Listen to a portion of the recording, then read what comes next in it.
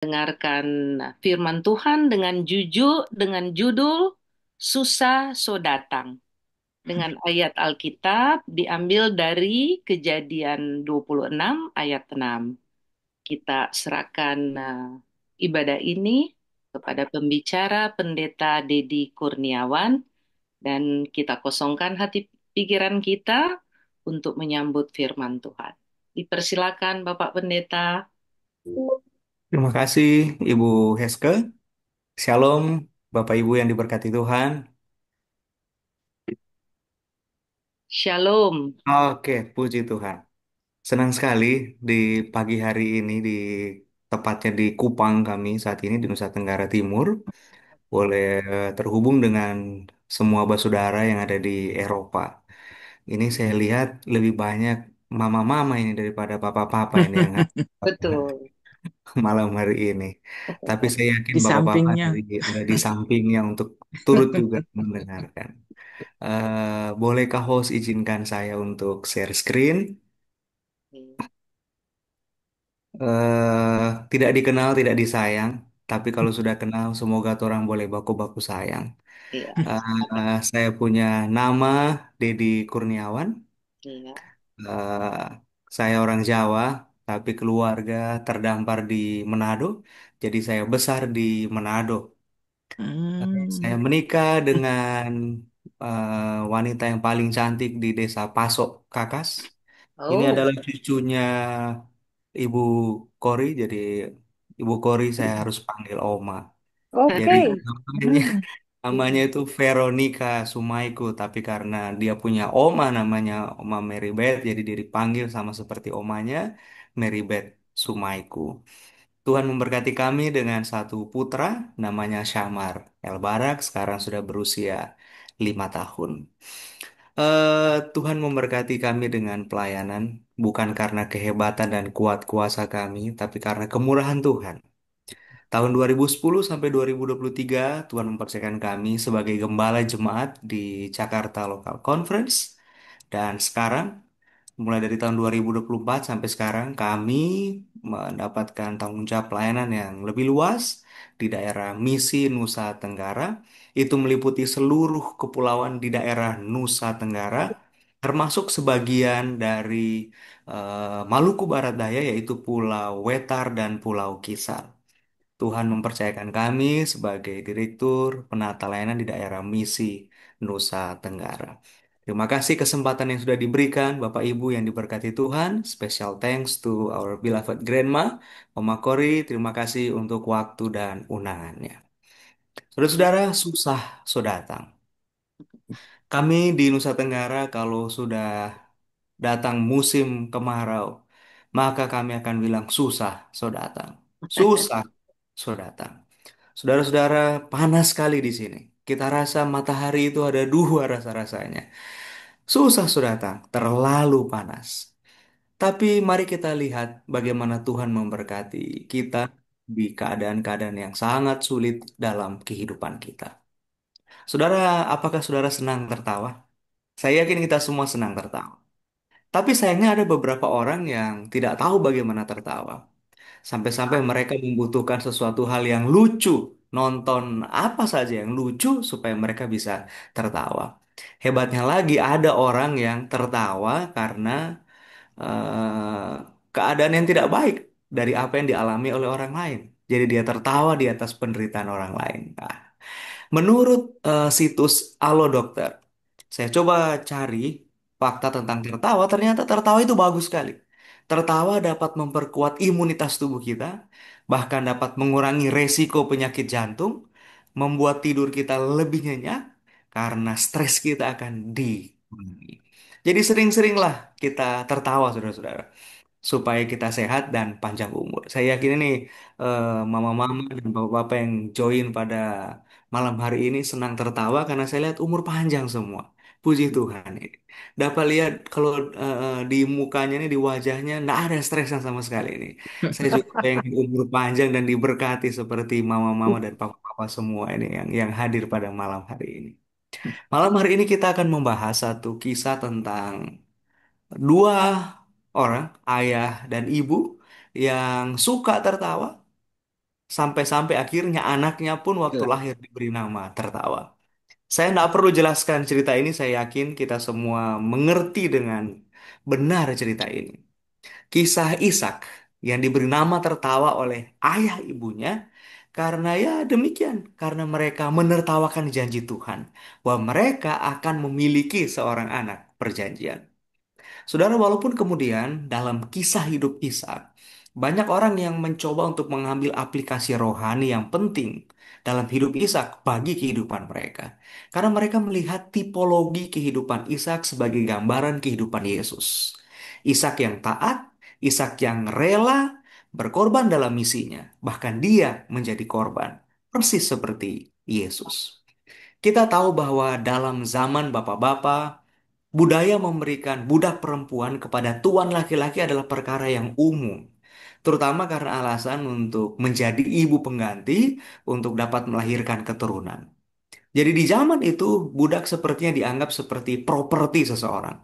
Budak diperlakukan tergantung pada kemurahan hati tuannya. Bahkan mereka dapat menjadi istri dan ibu pengganti. Kalau-kalau nyonya mereka tidak bisa memberikan keturunan kepada suami. Kita bisa lihat contoh-contoh di Alkitab.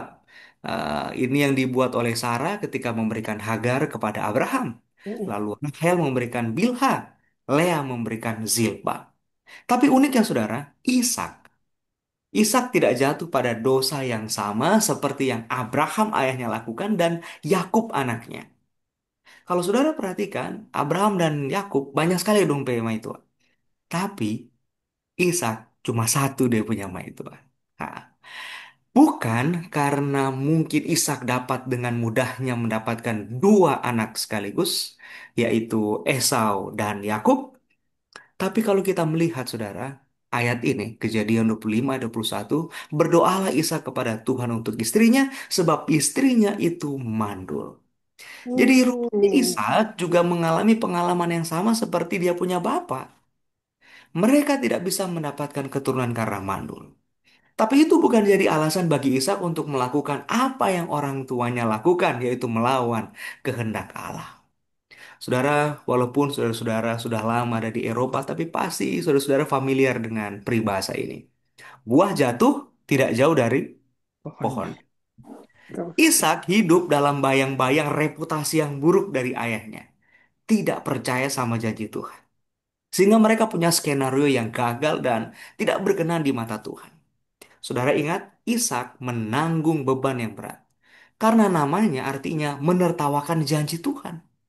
Tapi Ishak membuktikan bahwa hidupnya adalah jawaban atas janji-janji Tuhan. Ishak tak pernah menertawakan janji Tuhan dalam hidupnya, sekalipun namanya menertawakan janji Tuhan. Hmm. Saudara, banyak sekarang anak-anak muda yang melupakan Tuhan, melupakan pelayanan, bahkan keluarga, karena contoh teladan yang buruk dari orang tua, atau mereka yang dianggap dituakan sebagai orang tua rohani dalam jemaat. Akhirnya orang-orang muda lebih baik menarik diri, atau bahkan mereka akhirnya melakukan kesalahan yang sama seperti yang dilakukan oleh orang tua mereka dalam pelayanan. Tapi Isa menjadi contoh agar kita dapat memutus mata rantai yang buruk tersebut. Mari kita baca ayat selanjutnya dalam Kejadian pasal 25 ayat yang ke-21. Berdoalah Isa kepada Tuhan untuk istrinya sebab istrinya itu mandul. Tuhan mengabulkan doanya sehingga Ribka istrinya itu mengandung. Saudara, kedengaran sangat mujarab sekali doa Ishak. Ini sama dengan orang berdoa, begitu dia berdoa Tuhan so jawab dia punya doa. Hmm. Tapi perhatikan saudara dengan baik bahwa di ayat sebelumnya dijelaskan bahwa Ishak menikah dengan Ribka saat Ishak berumur 40 tahun. Ishak berumur 40 tahun ketika Ribka itu diambil menjadi istrinya. Sekarang mari kita bandingkan ayat yang ke-26.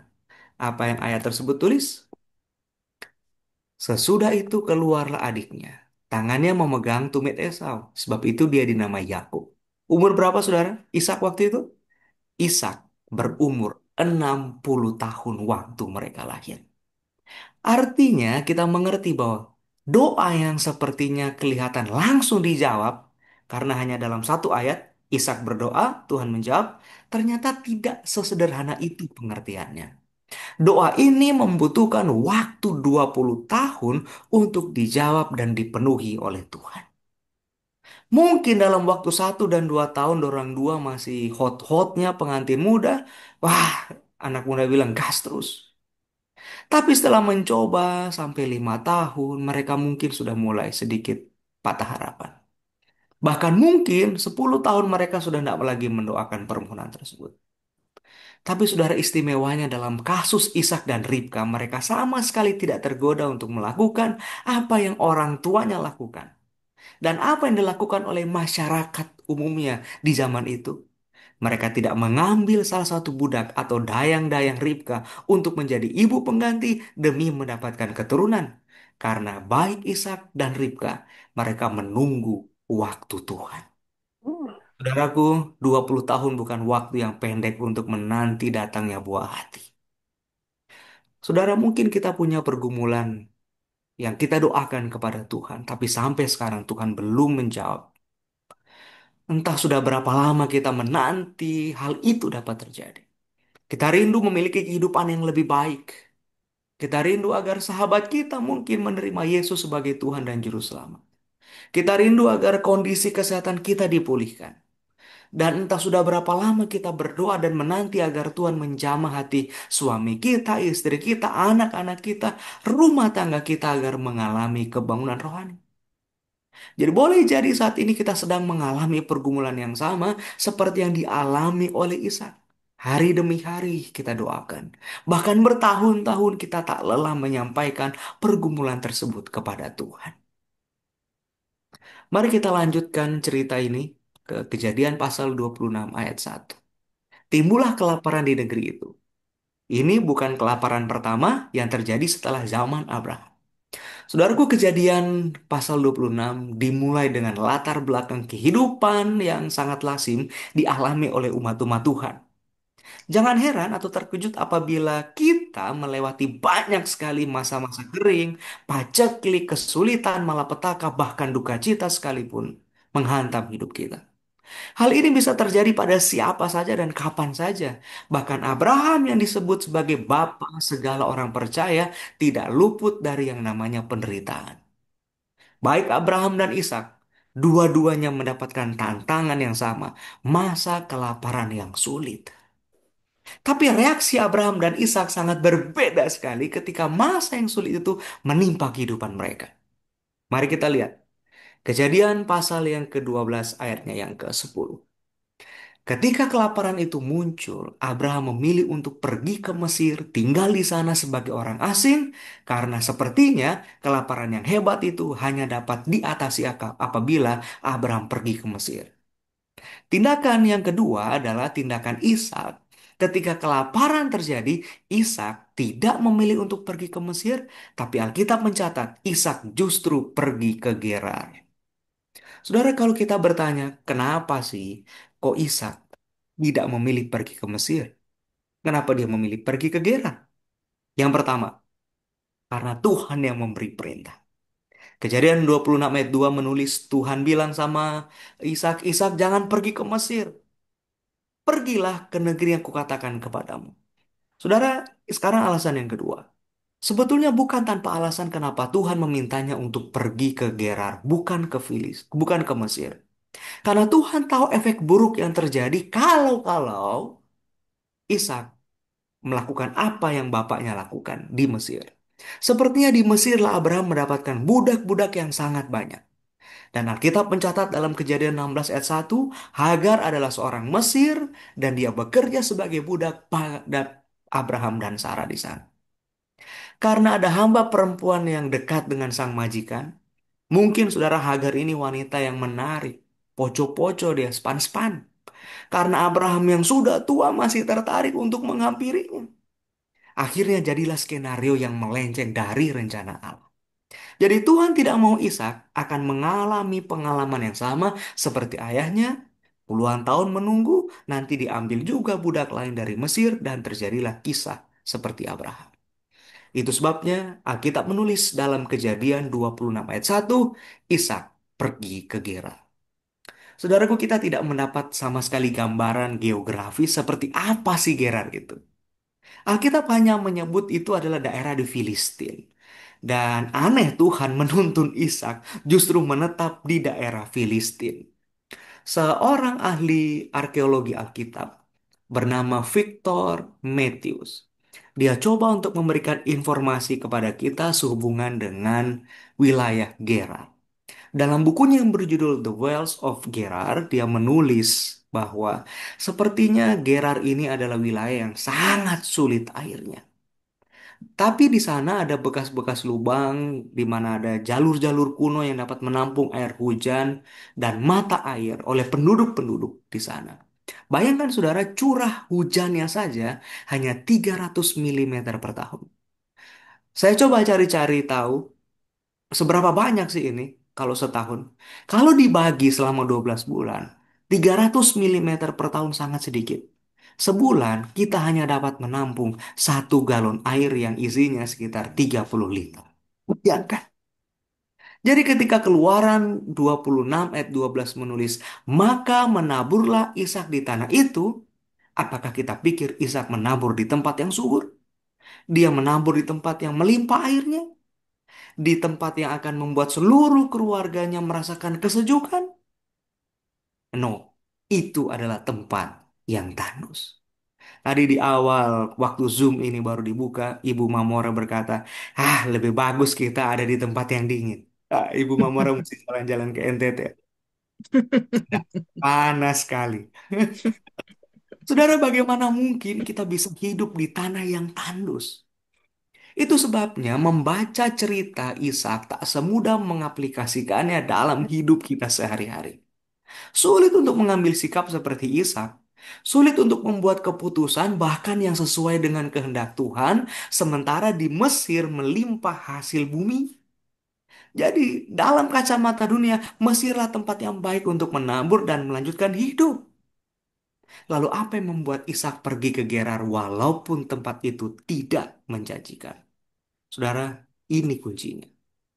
Ishak pergi di sana sebagai orang asing karena dia pergi dengan janji Tuhan. Saudara, Hmm. Ishak menetap di sana, dia menabur di sana dengan janji Tuhan. Amin, saudara. Ketika kita pergi bekerja di tempat kita bekerja, apakah saudara pergi dengan doa dan penyerahan sambil membawa janji Tuhan? Ya. Atau saudara pergi dengan blueprint sendiri? Oh Tuhan, sorry, saya punya blueprint yang lebih bagus daripada rencana Tuhan. Atau saudara pergi sendiri untuk mengusahakan segala-galanya tanpa janji dan campur tangan Tuhan. Ketika tempat saudara bekerja adalah tanah Gerar dan bukan Mesir, apakah saudara masih hidup dalam percaya yang teguh atas janji-janji Tuhan? Oh, pendeta, janji Tuhan itu ya dan amin. Tapi kita punya atasan, siapa yang tahu? Saudara, kalau kita mau cari kerja, yang kita pikirkan adalah prospek perusahaan ke depannya dan gaji yang saya terima dong pastinya. Tapi kalau kita mau bikin research tentang perusahaan Ishak, bagaimana prospeknya?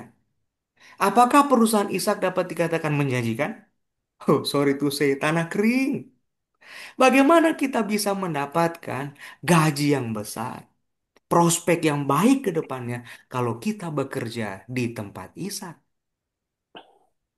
Itu adalah pengalaman yang indah waktu saya dan beberapa para pelayan Tuhan pergi melayani di sebuah tempat di Timur Tengah Utara, di Usapim Nasi, sebuah desa kecil, saudara, Desa Lemon. Ini pengalaman yang saya akan selalu sampaikan kemanapun saya akan eh, pergi untuk melayani. Rumah ini adalah rumah adat orang Nusa Tenggara. Ini rumah namanya rumah Ume Bubu. Rumah Ume Bubu ini adalah rumah tradisional orang Timur. Saudara bisa lihat, rumahnya terbuat dari alang-alang. Oh, tadi kita doakan Opa ya. Kemudian dindingnya adalah dinding dari pelepah pohon lontar. Pelepah pohon lontar disusun rapi. Ini Kemudian di dalam rumah yang pengap, sumpek ini tinggallah Opa dan Oma ini. Opa dan Oma ini kadang-kadang ditemani oleh cucu-cucunya. Saudara lihat ada 2 ranjang di dalam.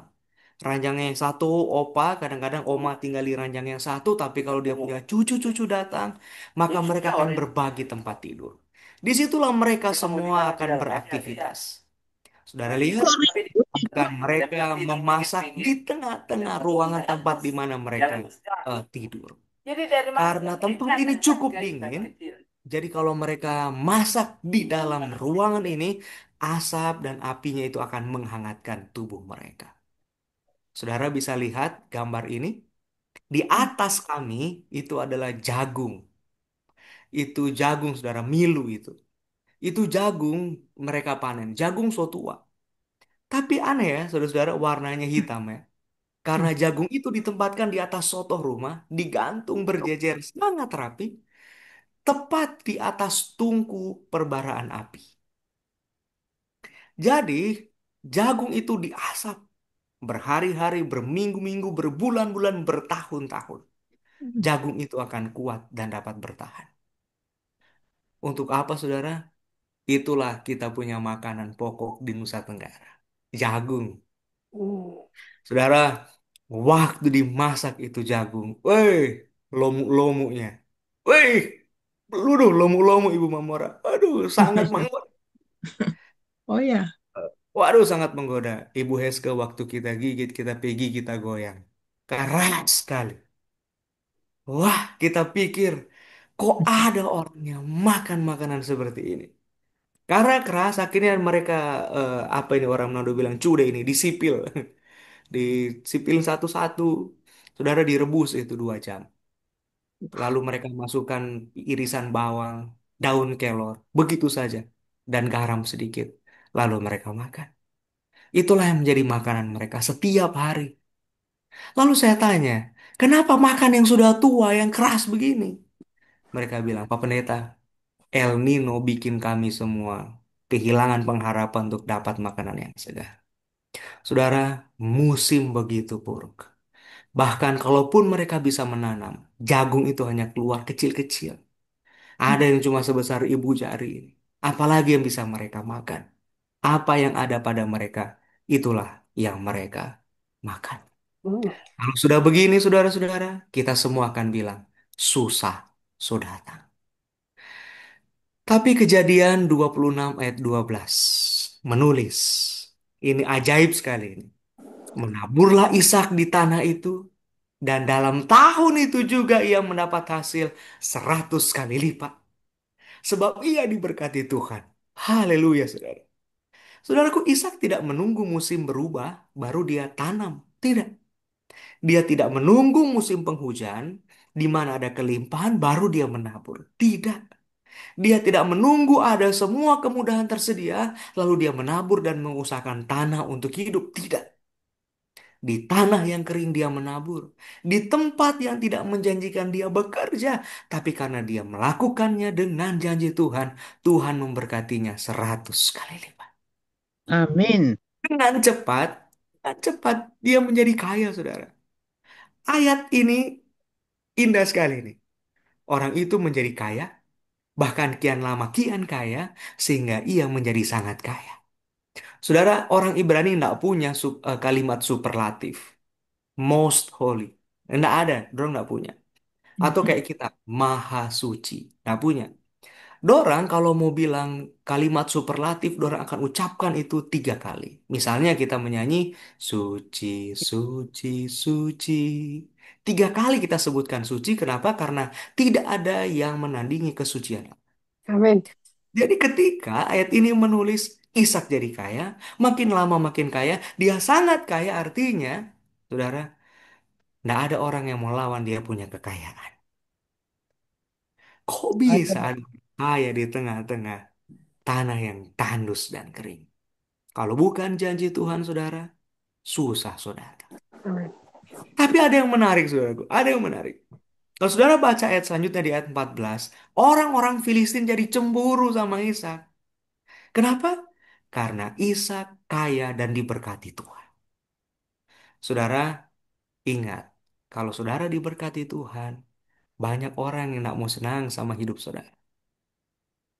Keberhasilan apapun yang saudara lakukan dalam hidup ini, bahkan untuk pelayanan yang hebat yang saudara lakukan, saudara, selalu ada satu orang yang tidak mau senang dengan saudara punya hidup. Entah kenapa kecemburuan itu datang justru bukan karena kepemilikan harta, Tapi karena mereka melihat saudara selalu disertai Tuhan. mm, Orang Filistin ini lihat karena Ishak disertai Tuhan, makanya mereka cemburu sekali sama sama Ishak. Mereka bahkan bersaksi, kami telah melihat sendiri bahwa Tuhan menyertai engkau. mm. Saudara, apakah tujuan utama saudara bekerja sih? Apakah supaya saldo rekening saudara bertambah jadi No, nggak dapat hitung? no.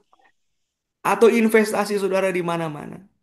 Menjadi orang nomor satu di tempat saudara bekerja Mm, supaya orang lihat, ini gua nih.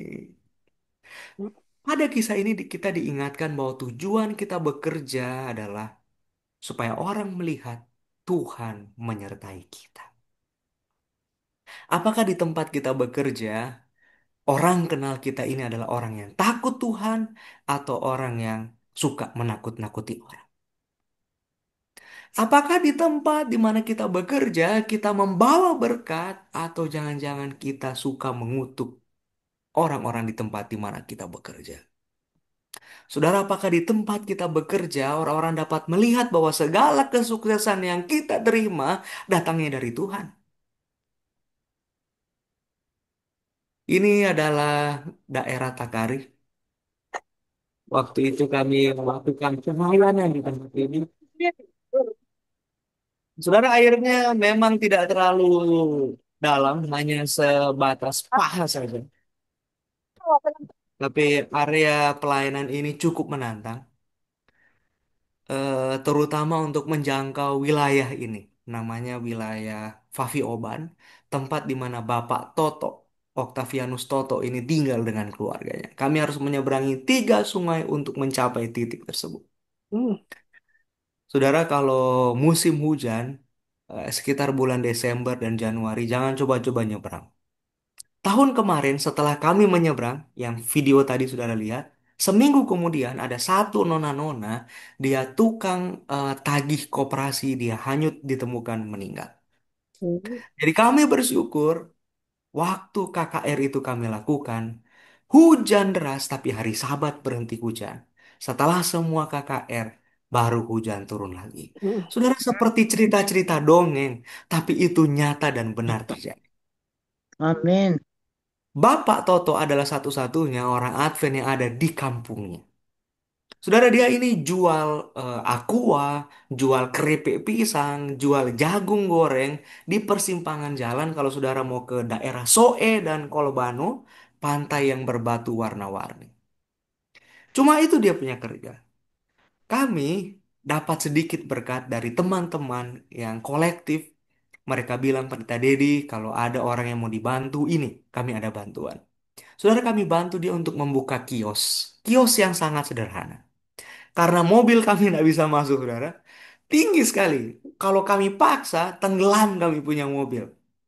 Jadi akhirnya kami sewa beberapa orang untuk mengangkut bahan-bahan sembako yang akan mereka jual di toko mereka. Dan toko mereka kasih nama, saudara, Kios 6 Hari.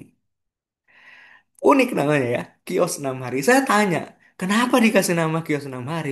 Tidak apa-apa, biar dorang tahu kalau kami di hari ketujuh tidak jualan. Dan benar, saudara. Waktu orang-orang pergi ke kiosnya, di hari Sabat, tutup. Besoknya, waktu buka, mereka tanya, Toto, kenapa lu sonde buka, lu punya toko kemarin? Oh iya, karena beta punya toko kios 6 hari. Nah, apa maksudnya? Ah, lu baca sudah di Keluaran 20 ayat 8.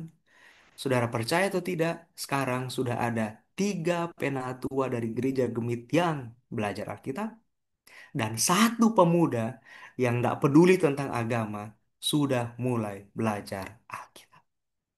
Hanya karena kios yang sederhana. Kios 6 hari. Kesuksesan yang mungkin dipandang sebelah mata oleh orang. Bantuan yang sederhana sekali. Tapi bantuan ini dapat mengubah hidup orang yang sederhana, saudara. Lihatlah tempat tinggal mereka, saudara. Saudara lihat, tidak pakai sendalnya mereka. Tapi indahnya adalah ketika Tuhan bekerja dalam kehidupan mereka, berkat-berkat yang mereka nikmati justru menarik perhatian orang banyak untuk mengenal Tuhan yang mereka sembah. Indah sekali. Sangat-sangat indah. Saudara, kita kembali ke Ishak. Ishak akhirnya kembali ke sebuah tempat yang bernama Beersheba. Di Beersheba, Ishak melakukan sesuatu hal yang berbeda dengan apa yang dia buat. Seperti yang ayahnya lakukan. Mari kita lihat. Torang semua selesai, saudara. Kejadian 26 ayat 25.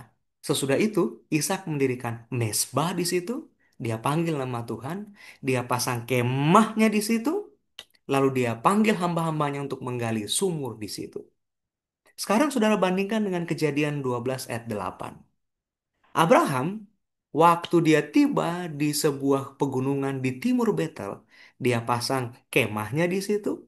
Dia dirikan mesbah untuk Tuhan. Baru kemudian saudara akan dapati bahwa pola yang sama terus berlaku dalam kehidupan Abraham. Kemah, mesbah. Kemah, mesbah, baru yang terakhir, sumur. Abraham selalu mendirikan kemahnya lebih dulu ketimbang mendirikan mesbah di tempat yang baru. Tapi kalau lihat kehidupan Ishak, Ishak dia mengikuti pola yang sama dari bapaknya, tapi dia rubah yang bapaknya sering buat. Ishak dia dirikan mesbah dulu, baru dia pasang kemahnya. Saudara, Ishak mengutamakan Tuhan lebih dulu. Dia utamakan doa, dia utamakan persembahannya kepada Tuhan, baru rumah dan sumurnya. Sebagaimana pentingnya sumur bagi kehidupan Ishak, sumur juga penting dalam kehidupan kita, saudara-saudara. Apalagi kamu yang di Nusa Tenggara ini. Sumur dalam pengertian tempat kita makan. Tapi tentu saja sumur kita berbeda-beda. Saudara, mungkin ini agak sedikit keras. Sepertinya kita ditegur pada malam hari ini untuk mengutamakan mesbah Tuhan ketimbang sumur tempat di mana kita mencari makan. Karena yang kita sembah pada mesbah sesungguhnya itulah yang menjamin sumur kita meluap-luap. Kalau sudah begini, kita tidak lagi mengatakan susah so datang. Selamat malam, Tuhan Yesus memberkati. Baiklah, doa tutup akan dibacakan oleh Bapak Pendeta, disambut dengan doa Bapa kami bersama. Dipersilakan. Oke, mari kita berdoa. Dengan apa kami dapat membalas kebaikan-Mu Tuhan atas hidup dan nikmat serta berkat yang kami rasakan dalam kehidupan kami. Sungguh Tuhan, kami tak dapat membalasnya selain rasa syukur yang kami persembahkan kepadamu. Untuk kebaktian yang indah, persekutuan bersama dengan para pendoa umat-umat Tuhan di Eropa. Kami merasa dikuatkan, diteguhkan, dipersatukan dalam iman dan pengharapan sebagai umat-umat Tuhan yang saling mendukung dan memberikan kekuatan satu dengan yang lain. Ini adalah momen-momen yang kami perlukan dalam kehidupan kami ya Tuhan. Kalau ada waktu di mana kami perlu berdoa lebih banyak, sekaranglah waktunya. Kalau ada waktu di mana kami perlu merenungkan sabda kebenaran firman Tuhan lebih tekun lagi, inilah waktunya. Kalau ada waktu di mana kami perlu menyatukan iman pengharapan kami di dalam kasih Tuhan, sekaranglah waktunya. Harimu sudah semakin dekat Tuhan. Kami perlu merapatkan barisan dan menerima panggilan yang kudus dan mulia yang datangnya daripadamu. Hamba-Mu berdoa agar persekutuan doa ini akan menjadi kekuatan dan terus mengikat persekutuan umat-umat Tuhan yang ada di Eropa. Dimanapun masing-masing kami berada, tapi karena kasih Kristus yang telah memanggil kami tak memandang kami datang dari mana, tapi karena panggilan surgawi itu, kami dipanggil dan dipersatukan dalam persekutuan yang indah ini. Berkati Tuhan agar kasih sayang-Mu memeliharakan pribadi lepas pribadi, keluarga demi keluarga, dalam pergumulan kami masing-masing. Kesehatan, kekuatan, berkat perlindungan Tuhan menjadi bagian umat-umat Tuhan, para pendoa di Eropa. Ketika hambamu mengangkat tangan, biarlah tangan Tuhan yang tak terlihat namun penuh dengan kuasa akan tertumpang ke atas umat-umatmu, menyatakan segala janji dan jaminan berkat yang datangnya dari sorga dengan cara Tuhan yang ajaib. Segala janji ucapan berkat ini akan menjadi bahagian dalam kehidupan mereka. Tuhan memberkati engkau dan melindungi engkau. Tuhan menyinari engkau dengan wajahnya dan memberi engkau kasih karunia. Dihadapkannya wajahnya kepadamu dan diberikannya damai sejahtera. Kiranya Allah sumber damai sejahtera yang telah memanggil engkau kepada persekutuan dan kemuliaan anaknya Kristus Yesus akan mengutus rohnya yang kudus untuk menopangmu, menuntunmu, dan memperlengkapimu dengan semua karunia-karunia rohaninya untuk terus melayaninya, mulai dari sekarang sampai Maranatha. Bapa kami yang di sorga, dikuduskanlah namamu, datanglah kerajaanmu, jadilah kehendakmu di bumi seperti di sorga. Berikanlah kami pada hari ini makanan kami yang secukupnya. Dan ampunilah kami akan kesalahan kami, seperti kami juga mengampuni orang yang bersalah kepada kami. Dan janganlah membawa kami dalam pencobaan, tetapi lepaskanlah kami daripada yang jahat. Karena Engkaulah yang punya kerajaan, dan kuasa, dan kemuliaan sampai selama-lamanya. Amin. Amin. Terima kasih atas doanya. Mungkin ada Terima kasih. teman dari Ya, pin kita, dari Ibu Lika, atau dari pengurus, silakan. terima kasih Pendeta Dedi Kurniawan atas renungannya. Mudah-mudahan menggerakkan hati kami yang mendengarkan. Di sini ada 16 ya tadi saya lihat. Dan terima kasih jadi kami tahu pekerjaan Tuhan di sana.